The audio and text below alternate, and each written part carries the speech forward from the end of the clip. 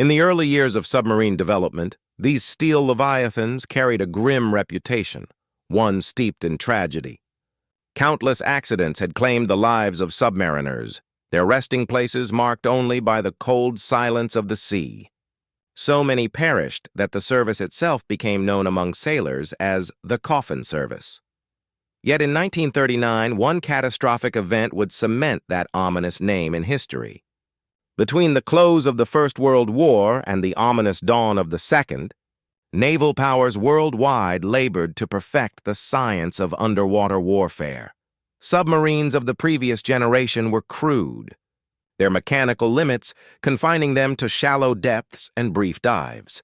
But the 1920s ushered in a technological race, nations competing to build faster, stronger, and more enduring vessels capable of prowling the deep unseen. The United States Navy, eager to maintain maritime supremacy, invested heavily in this pursuit. By 1938, it had launched the new Sargo-class submarines, powerful machines fitted with advanced lead-acid batteries designed to resist battle damage. Among the earliest of this line was the USS Squalus, a state-of-the-art submarine boasting capabilities few others could match. She could descend to depths of 250 feet, achieve speeds near 20 knots, and travel an astonishing 11,000 miles without refueling. Even among her peers, Squalus and her sister vessel Sculpin represented a new era of naval engineering, conceived for the coming Pacific conflict and built to outmaneuver Japanese aircraft by diving in under a minute, even at full throttle. Following her completion, the Navy began a strict series of test dives to ensure every component could withstand the crushing pressures of the sea. Such trials were essential, for the toll of submarine accidents had been severe. Over 800 sailors from 18 submarines across several nations had perished in underwater mishaps since 1921. To the public, submarining was perilous, an occupation for the brave or the doomed. Yet the Navy believed that with the Sargo class, those grim days were behind them. Early tests confirmed the Squalus's excellence, inspiring cautious optimism among her crew and designers alike. On the morning of May 23, 1939, Squalus departed the mouth of the Piscataqua River for another routine test dive. On board were 53 officers and sailors, joined by 2 civilian engineers and a representative from General Motors, the company responsible for her battery systems. Under the command of Lieutenant Commander Charles "Swede" Mommsen, the submarine charted a course toward the New Hampshire coast, several miles from the Isles of Shoals. That day's exercises were simple, several controlled dives and resurfacing drills. Nothing about the mission seemed out of the ordinary.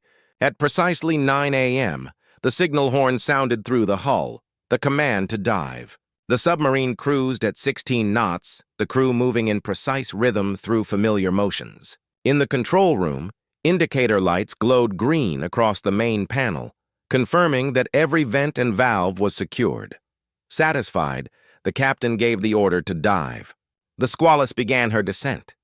Moments later, a subtle change in air pressure pricked the admiral's ears.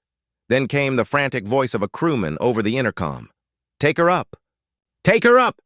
Seawater was pouring into the engine room. Despite the glowing indicators, one of the main air vents had failed to close, and the Atlantic rushed in with terrifying speed. Lieutenant Commander Mommsen ordered the ballast tanks blown to surface immediately, but the water filled faster than the pumps could respond. The submarine shuddered violently, its upward motion halted. In the engine room, men fought desperately against the incoming torrent as the vessel tilted sharply downward. Within seconds, the Squalus was plunging toward the seabed. In the control room, the captain faced an unthinkable choice. Only by sealing the watertight doors could he save those in the forward compartments, but doing so meant condemning the trapped crew behind them. It was a decision that defied humanity but demanded discipline. "Seal the compartment," came the order. Crewman Lloyd Mann heaved against the heavy steel door as screams echoed from the flooding compartment. Water surged closer. There was no time to hesitate. Several men managed to scramble through before the door clanged shut, locking forever the fate of those left behind, including Lloyd's closest friend, Sherman Shirley, who had been set to marry the following Sunday. The Squalus's aft sections flooded completely, engineers and sailors fighting until their final breaths. As the submarine plunged into darkness, electrical systems failed, and the lights flickered out. The silence that followed was absolute, broken only by the groaning of the hull under immense pressure. Electrician's mate Lawrence Gaynor, flashlight in hand, crawled toward the battery compartment. If the salt water reached the live batteries, an explosion would tear the vessel apart. Smoke and heat already filled the air as he worked blindly, severing connections and cutting power. In doing so, he prevented a catastrophic detonation, but lost much of his vision to the blinding flash. The submarine continued its descent. Its design limits had already been exceeded, and the men braced for the implosion that might come at any moment. Then impact. With a heavy thud, the Squalus struck the seabed 240 feet below the surface, standing nearly vertical on her nose. The 33 survivors now found themselves imprisoned at the bottom of the Atlantic, in a steel tomb lit only by faint emergency lamps. Yet discipline prevailed over despair. Following training drilled into them countless times, the men released an emergency buoy tethered to the submarine, a lifeline to the surface containing a telephone wire for communication. Flares and smoke bombs were fired in desperate hope of drawing attention. Inside, one crewman tapped on an air pipe with a wrench, listening for any answering signal from the aft compartments. None came. The remaining survivors began gathering emergency rations, oxygen, food, and blankets. Lieutenant Commander Mommsen estimated their air would last no more than 48 hours. He divided the men into groups, conserving heat and strength. The temperature inside soon fell to near freezing. Frost formed on the steel walls. They would have to endure, waiting in the cold dark for salvation or the slow suffocation that would follow. Above the surface, the crew of Squalus's escort vessel, the USS Scorpion, waited anxiously for the submarine's reappearance. The dive had been scheduled to last less than an hour, but as minutes stretched into nearly 90, tension mounted. Lieutenant Oliver Naquin, Scorpion's commanding officer, scanned the water for any trace, bubbles, oil, debris, but the sea lay still. At 10 a.m., a lookout spotted something, a bright yellow buoy bobbing in the waves, its cable trailing down into the depths. Naquin ordered the ship closer, and as the sailors pulled it aboard, they discovered a small telephone handset sealed within. A message plate read, "Submarine Squalus, latitude 42°59 north, longitude 70°36 west, crew alive." A voice crackled faintly over the line, the miracle they'd hoped for. "This is the Squalus," came the strained words of Lieutenant Commander Mommsen himself. "We are on the bottom. Engine room flooded. Forward compartments dry. Need immediate assistance." Naquin wasted no time. He signaled for rescue operations and notified the Navy Yard at Portsmouth, New Hampshire. Within minutes, word reached Rear Admiral Cyrus Cole, who immediately ordered the experimental submarine rescue ship USS Falcon to sail for the site. But there was irony in the call for help, because the man whose inventions would now decide the fate of the trapped crew had, in fact, designed Squalus's escape gear himself. Charles Swede Mommsen had long been obsessed with solving the deadly puzzle of submarine rescue. Years earlier, he'd watched helplessly as the USS S4 sank off Provincetown, Massachusetts, with no way to save her trapped sailors. That tragedy had driven him to invent two revolutionary devices: the Mommsen lung, a compact rebreather allowing submariners to ascend safely from deep water, and the McCann rescue chamber, a pressurized diving bell capable of locking directly onto a submarine's escape hatch. Now, fate had placed him at the center of the very scenario he had spent his career preparing for. The Falcon arrived at dawn the next day, May 24, 1939, carrying a team of divers, rescue experts, and Mommsen himself. The weather was merciless, icy winds and rolling swells that made precise operations nearly impossible. Still, there was no time to waste. Every hour, the trapped men's oxygen dwindled. Diver Chief Petty Officer William Swede L. Andrews volunteered for the first descent. Clad in a cumbersome diving suit, he was lowered slowly into the gray Atlantic, vanishing beneath the waves as the cable unspooled. At 240 feet, the light disappeared entirely. Only the beam of his helmet lamp pierced the gloom. Through silt and darkness, the shape of Squalus appeared, her bow buried in the seabed, stern jutting upward like a monument to human endurance. The submarine's hull was coated in sediment and seaweed, but Andrews could see the emergency buoy cable still attached. Crawling along the hull, he reached the forward escape hatch and found it intact. Tapping his hammer against the steel, he sent the signal that changed everything. Rescue ship above. "We're here. Momsen on the Falcon's bridge," immediately ordered the rescue chamber prepared. The chamber, essentially a pressurized diving bell, was lowered carefully into the sea, guided by cables and winches. Inside sat 2 divers and a Navy doctor, their faces pale but determined. When the chamber reached the submarine, it aligned perfectly with the escape hatch. One slip could tangle the guide wires secured the clamps, sealing the joint airtight. A sharp hiss echoed through the chamber as the pressures equalized. Then, the sound of bolts turning. The Squalus's hatch opened. Out of the darkness emerged the first survivor, eyes wide from the cold and disbelief. He was followed by another and another. 6 men in total climbed into the rescue chamber for the first trip to the surface. As the bell ascended, cheers erupted aboard the Falcon. The operation had worked, but not everyone was so lucky. During the second descent, the guide cable snagged in a tangle of debris, causing the chamber to tilt dangerously. The rescue team fought to correct it while waves battered the ship above. Hours passed. Inside the Squalus, the trapped men listened to the groans of metal and the slow hiss of leaking air, praying the divers would return. Finally, after 14 excruciating hours, the chamber made its final ascent.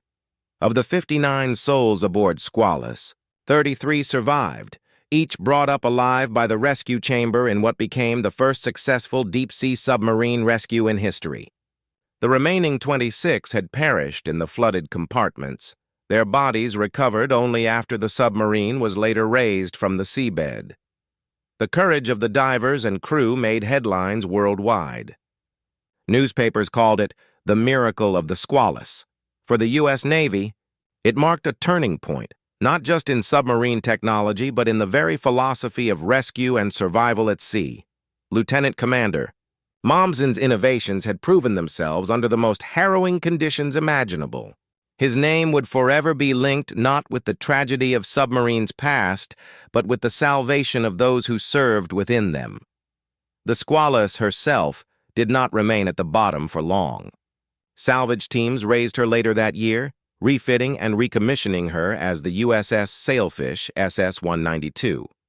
Ironically, she went on to fight with distinction in the Pacific during World War II, commanded at times by men who had once stood on her deck as she nearly became their tomb.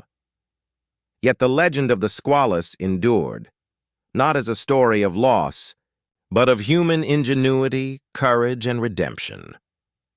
Beneath the waves, where silence reigns and pressure crushes steel, it was not technology alone that triumphed, it was faith, discipline, and the will to survive. The Squalus had gone down as a coffin, but she rose again as a testament to life. The sea, as sailors often say, never forgets.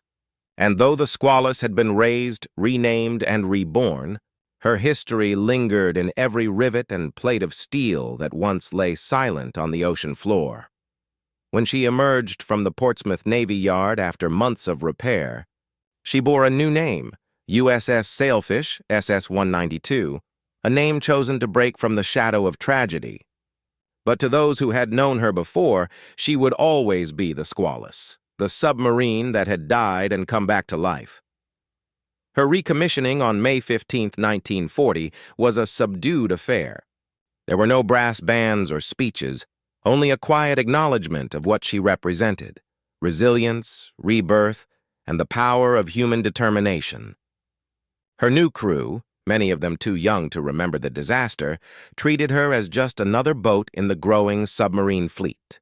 Yet among her officers and engineers were a few who had served aboard the Squalus, and for them, every dive carried ghosts.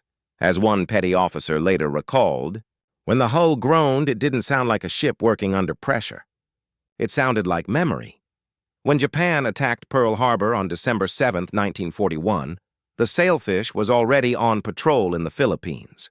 She would go on to serve in some of the most dangerous waters of the Pacific, prowling the shipping lanes off Japan, the South China Sea, and the islands of the Empire.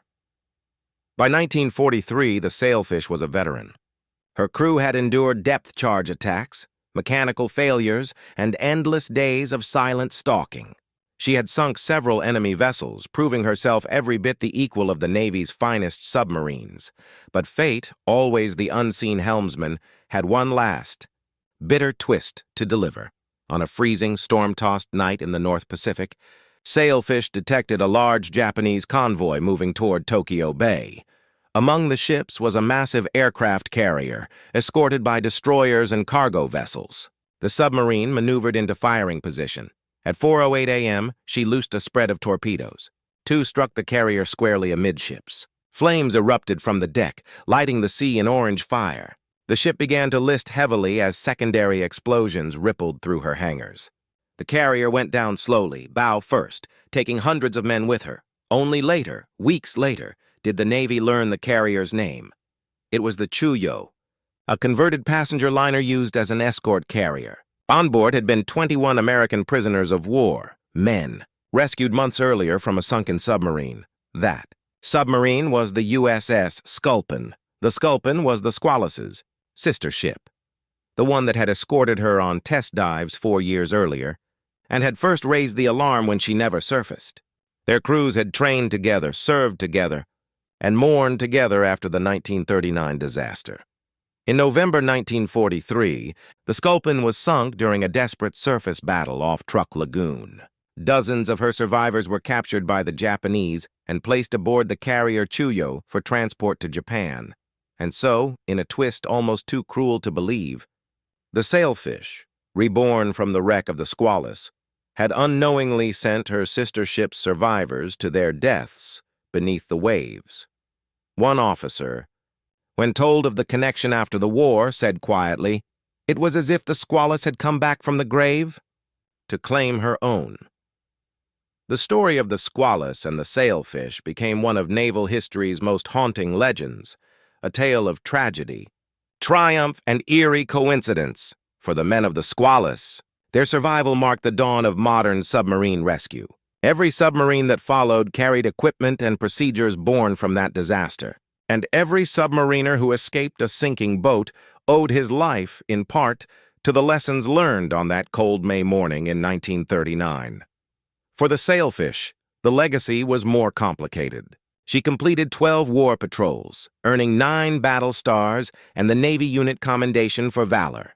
Yet her history remained shadowed by what she once was and what she had done. After the war, she was decommissioned and scrapped quietly in 1948. No ceremony marked her passing. Only a plaque at the Portsmouth Navy Yard bears her story now, one that begins in tragedy, rises in triumph, and ends in the eerie silence of fate fulfilled. The sea takes. The sea returns, but it never forgets. Time moves forward, but the sea, patient and merciless, remains the same. It waits, testing men, machines, and memory alike. And though the name Squalus belongs to another century, her shadow still stretches across the depths where modern steel vessels prowl, carrying echoes of the lessons learned in 1939. For every submarine built since then, every dive beneath crushing pressure, and every rescue attempted under impossible odds, there runs an invisible thread, a line that leads back to that yellow buoy bobbing off the New Hampshire coast, and the words etched into the steel plate within, Submarine Squalus, crew alive. After the Squalus disaster, the Navy institutionalized an idea that had never before existed in military culture. No man beneath the sea should be abandoned. The McCann rescue chamber was improved.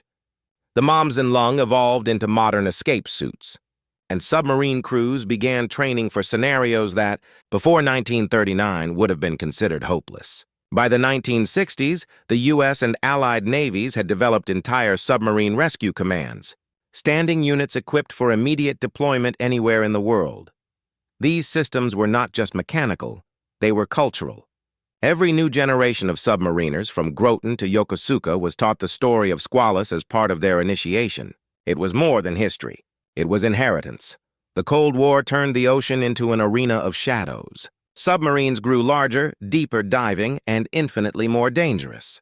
They carried not just torpedoes now, but entire nations' worth of deterrence in nuclear missiles. When the USS Thresher went down in 1963 with all 129 men aboard during deep test dives off Cape Cod, the shock was profound. Investigators studied every page of the Squalus's 1939 logs, hoping to rediscover what had worked then and why it hadn't saved Thresher. The answer was grim. Technology had advanced, but humility had not. Systems designed for rescue hadn't kept pace with the new submarine's extreme depths. That realization birthed the SubSafe program, a strict set of design and inspection standards ensuring that no American submarine would ever again be lost to preventable failure. In that way, the Squalus saved lives decades after she sank. Her ghost haunted engineers into caution and progress. When the Russian nuclear submarine Kursk exploded and sank in the Barents Sea in August 2000, 118 men were aboard. Most were killed instantly, but 23 survived the initial blast, trapped in a dark aft compartment. Just as the Squalus men had been 60 years before, they too wrote messages in the dark, marking time as oxygen dwindled. But when Western rescue offers were delayed and incompatible equipment failed to attach to the escape hatch, all perished before help could reach them. In the aftermath, Russian naval commanders studied the Squalus case, noting that the Americans had saved their men within 40 hours of the sinking. The key difference? Communication, preparation, and willingness to seek help early. In the silence of that northern sea, the ghost of Squalus spoke again, a reminder of what happens when arrogance outpaces empathy. In June 2023, the Titan, a private submersible descending to the wreck of the Titanic, imploded under extreme pressure, killing all 5 aboard. Once more, headlines carried the same dreadful phrases: missing submarine, lost communication, no contact. And once more, journalists and experts alike invoked the Squalus rescue, contrasting its discipline, redundancy, and engineering foresight against the reckless shortcuts of modern adventurism. The Squalus crew had survived because of procedural rigor, meticulous safety checks, redundant systems, and a culture that respected the ocean's unforgiving nature. The Titan, by contrast, represented the opposite: improvisation without accountability.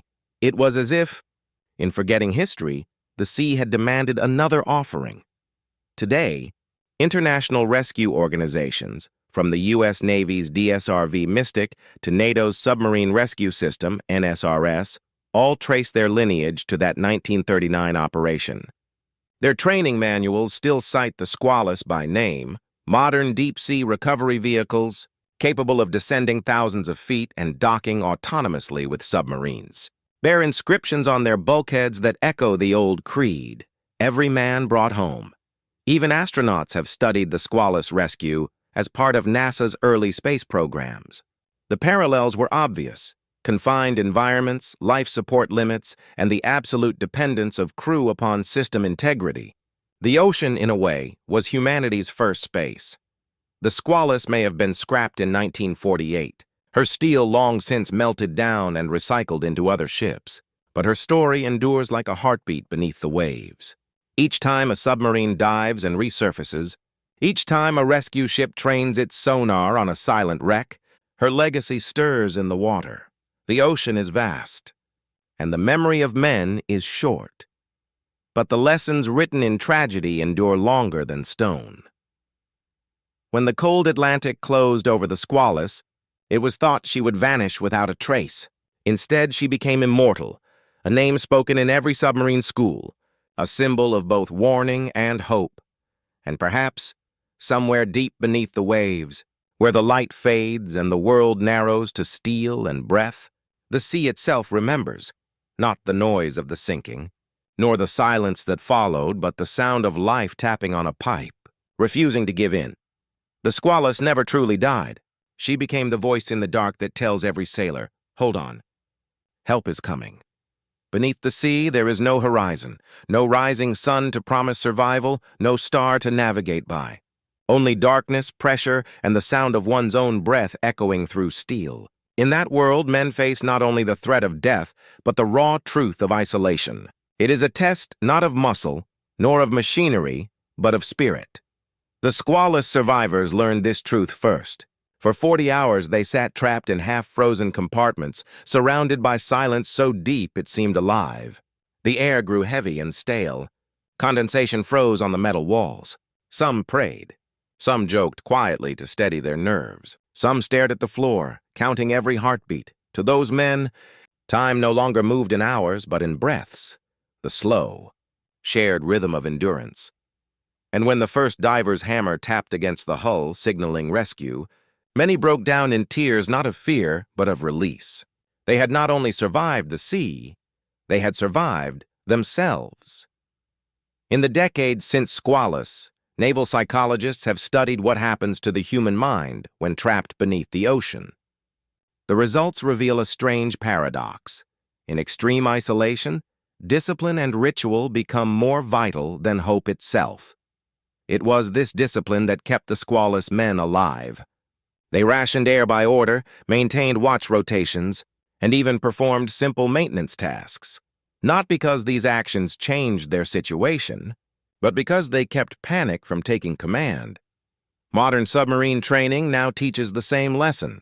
When oxygen levels drop and pressure mounts, the crew turns not to emotion, but to procedure. Every motion has meaning. Every command is sacred because under the sea chaos is death. Not all trapped submariners have been so fortunate. The ocean has swallowed thousands who never saw the surface again, from the S-4 in 1927 to the Kursk in 2000.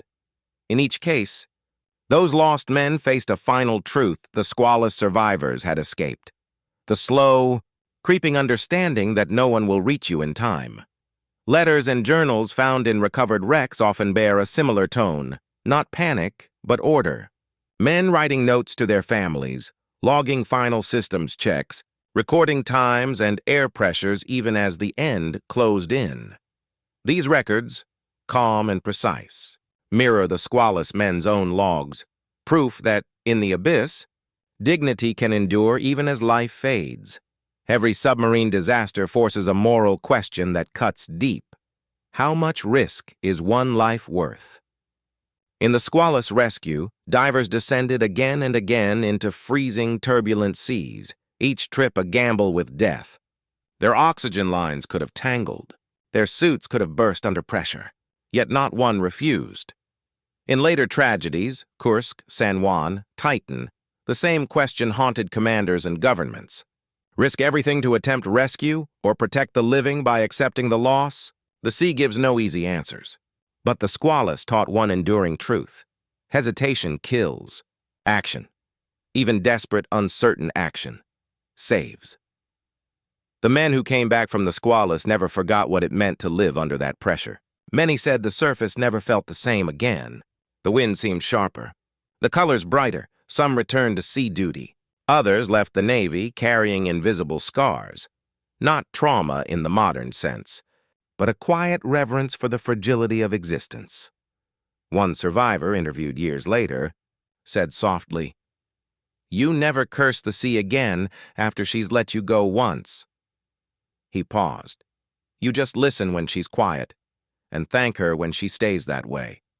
To face the ocean's depths is, in many ways, to face the truth about ourselves. It strips away rank ideology and pride.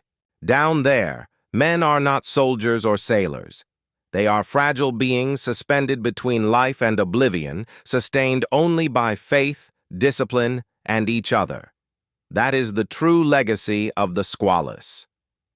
Not the machinery nor the rescue chamber, nor the technical triumphs that followed, but the reaffirmation that even in the most absolute darkness, humanity endures. The abyss, for all its silence, is not empty. It reflects us back, the best and the worst, the courage and the fear, and demands that we choose which to keep. When the last of the Squalus crew passed away, the Navy held a quiet remembrance at Portsmouth. No speeches, no ceremony. Just a wreath cast into the tide and a single diver's hammer tapping 3 times on the pier, the old rescue signal. We are here. That sound, 3 metallic taps, has echoed through every submarine story since.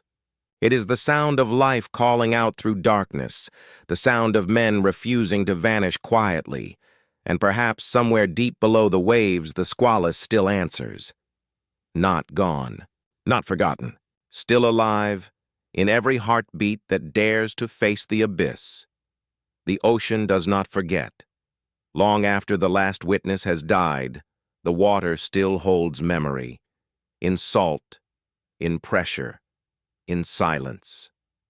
Every vessel that ever sank, every voice that ever echoed through the deep, leaves a mark too subtle for instruments to measure, but too strong for time to erase.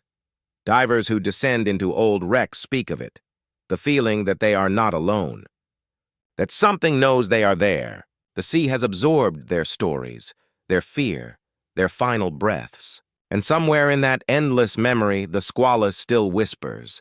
The Squalus herself was reborn. Salvaged, refitted, and recommissioned as the USS Sailfish, she returned to duty in World War II, an act almost mythic in its symbolism. A ship that once drowned now hunted enemies beneath the same dark waves that had nearly claimed her. Some said it was poetic justice. Others said it was destiny. But the sailors who served aboard her called it something simpler, respect. For they knew the truth. Every bolt, every plate of steel had memory. The Sailfish carried ghosts, not to haunt, but to guide. When she went to sea again, the men said she moved differently, not faster, but more certain. As though she knew the way home. Each generation of submariners inherits not only technology, but also legacy. A quiet understanding that the sea is never conquered, only borrowed. Modern nuclear subs dive deeper, stay submerged longer, and move unseen for months.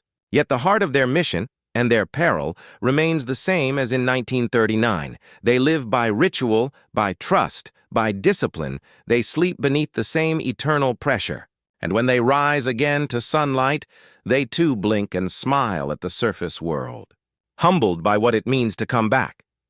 In their mess halls hang plaques and photos of Squalus and other lost boats, not as relics, but as reminders, because down there names fade fast. But the courage does not. Standing on a shoreline, the sea seems vast and indifferent. But those who have known it closely speak differently. They say the sea listens. It listens to the hum of propellers, to the heartbeat of ships, to the whispered prayers of men who serve beneath. Her silence is not. It listens when they cry out for rescue, impartial, and it listens when they return to thank her. A silence that keeps secrets for those who cannot speak anymore. The Squalus rescue changed more than naval engineering. It changed the very soul of undersea service.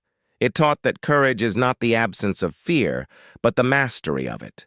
That technology serves humanity best when born from compassion, not competition, and that even in the darkest waters, hope can be carried like a torch.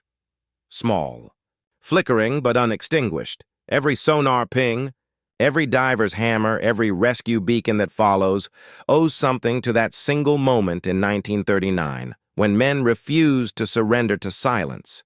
When the waves close over a sinking ship, they do not close over the memory. We keep that part, through stories, through names etched on plaques, through voices that retell the tale each generation, so that those who go beneath the sea do not go alone.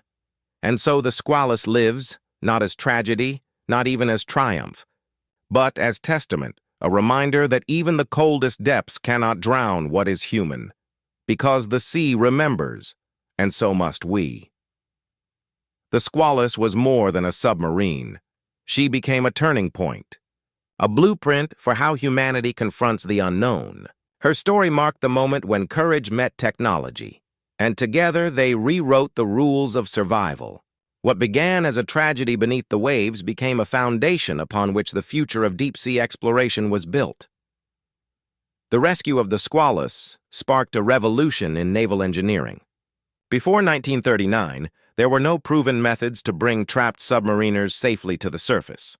The McCann Rescue Chamber, that small, bell-shaped device lowered into the Atlantic that day, was born of desperation. It worked. Within hours, 33 men were lifted from 240 feet below, alive. The success forced navies across the world to rethink what was possible. Soon came the Moms-and Lung, escape suits and pressurized rescue chambers, all designed to give men a fighting chance in places where no rescue had ever been possible before.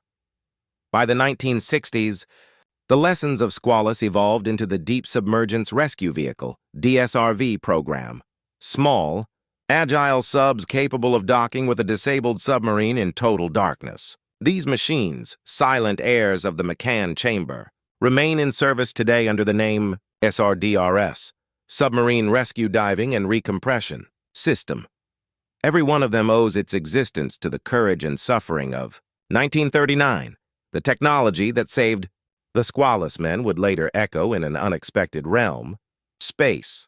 When NASA engineers designed the early Gemini and Apollo capsules, they studied the Squalus incident closely. The confined conditions, limited oxygen, and psychological strain of deep isolation were strikingly similar. Astronauts and submariners share the same enemy, pressure, one from water, the other from vacuum. Both live in metal shells that can never be opened without death waiting outside. Both must trust not only their machines, but the unseen hands guiding them from afar. In a sense, every space rescue, from Apollo 13 to Soyuz 11, carries the shadow of Squalus. The human determination that once lifted men from the deep now reaches beyond the stars. The Squalus changed how the world thinks about saving life. Before, rescue was an act of bravery. After, it became an obligation. Her story forced the U.S. Navy, and, in time, all seafaring nations, to embed rescue capability into design itself. Submarines were no longer built merely to fight, but to survive. Systems were made redundant, compartments isolated, and rescue protocols codified. In that way, Squalus did something rare in human history. She turned loss into doctrine. Every emergency beacon that blinks beneath the ocean today, every automated signal, every escape hatch is part of her legacy. For today's submariners, Squalus is more than a chapter in a textbook. Her name is spoken with quiet reverence. New recruits at the U.S. Navy's submarine school in Groton still study the event. They learn how the crew maintained order in suffocating conditions, how surface teams refused to give up, how communication between ship and sea became the lifeline of hope. It is not taught as history. It is taught as example. When they descend for the first time, they carry that memory like a compass, unseen but always pointing toward the truth that survival is built, not given. In recent years, the Squalus legacy has quietly resurfaced in another movement, the push for ethical design. The idea that technology must serve life, not risk it. From autonomous vehicles to artificial intelligence, engineers invoke the same principle born under the Atlantic in 1939. If lives depend on your design, then failure is not an option. What began as a rescue story has become a moral compass for the modern age. The Squalus story is, at its heart, about what happens when humanity is pushed past its breaking point and refuses to break. It reminds us that every frontier, whether ocean or orbit, demands the same virtues: courage, precision, and compassion. Her legacy is not confined to the depths where she once lay. It rises with every launch into the sky, every mission into danger, every hand extended to another life in need. Because the ocean, for all its mystery, taught us something profound. To explore without care is conquest. To explore with conscience, that is progress. The Squalus did not simply return from the deep. She brought humanity with her. When we look up at the night sky, we see a mirror of the deep. The stars scattered above are not so different from the bioluminescent lights that drift through the blackness below. Each a distant beacon, each a reminder of how small we truly are. In both directions, up or down, the same truth waits. We are creatures meant for the surface, yet forever compelled to go beyond it. The Squalus was humanity's descent into the abyss. The Apollo missions were our ascent into the void. Both journeys, divided by gravity but bound by spirit, tell the same story. That survival is not merely the act of staying alive, but of reaching for understanding in the face of the unknown. The ocean and space are not opposites. They are reflections, one pressing inward, one pulling outward. Beneath the sea, pressure crushes. Beyond the air, vacuum tears apart. In both realms, silence reigns, light fades, and the margin between life and death is thinner than breath. What connects them is not science, but faith, not in the divine, but in ourselves. Every diver and every astronaut must believe that the line will hold, the oxygen will flow, the team above will not give up. This faith, fragile but fierce, is the same one that pulsed through the Squalus survivors, through the engineers who saved them, and through the generations that followed their example. In the language of physics, both deep-sea and space exploration are defined by equations of force, pressure, and resistance. But what can't be measured is what truly sustains the voyage: courage, cooperation, and the quiet human insistence that somewhere out there is an answer worth dying for. The divers who descended into the Squalus wreck in 1939 faced pressures of over 100 pounds per square inch. The astronauts of Apollo 11 faced the emptiness of 10-12 Tor. Different extremes, same heart. Neither had the guarantee of return. Both went anyway. Machines are not just tools, they are extensions of trust. The McCann Rescue Chamber, the Sailfish, the Saturn V, the International Space Station, all are physical manifestations of the same belief that knowledge can outmatch fear. Each bolt, each weld, each oxygen line carries the same unspoken vow. We will not let darkness win. In the silence of the deep and the silence of space, that vow becomes audible, a rhythm that beats through every hull, through every breath, through every signal that whispers across the void. From the Squalus to Skylab, from the first dive bell to the first lunar module, there runs an unbroken thread. The will to confront isolation, to master fear, and to come home changed. Every generation inherits the same choice. Will we retreat from the unknown, or will we descend into it together? The Squalus men chose descent. The Apollo astronauts chose ascent. Both found the same revelation waiting in the dark: that humanity's greatest frontier lies not in the sea or the stars, but within the heart that dares to face them. Astronomers speak now of oceans beneath ice, on moons like Europa and Enceladus, vast, hidden seas under alien skies. In the near future, when explorers send submersibles into those waters, they will carry the same lineage that began in 1939, when a handful of men waited for rescue in the Atlantic's cold grip. In that moment, the chain will complete itself, the lessons of Earth's ocean reaching out to another world's. The sea, it turns out, was not the limit. It was the beginning. Between the sea and the stars lies the same silence, the same fear, the same hope. And so long as we remember the courage of those who first faced the deep, the light will never go out, neither below nor above. After the Squalus rose from the Atlantic, the men who emerged into the gray daylight said it felt like being born again. The salt spray on their faces, the wind against their eyes, sensations so ordinary yet so miraculous. For 40 hours they had lived in darkness, breathing rationed air, staring into the abyss. Now the world was blindingly bright. The sea that had nearly killed them cradled them instead, carrying them gently back toward the living. No cheers at first. No speeches. Just quiet, the deep, trembling quiet of men realizing that they still existed. One survivor later wrote, "When we broke the surface, I thought of nothing. Not my family, not the Navy, not God, just the sound of the wind, Ball, and how beautiful it was. That is what the ocean gives and takes. Not just life, but awareness. Every ascent is a rebirth.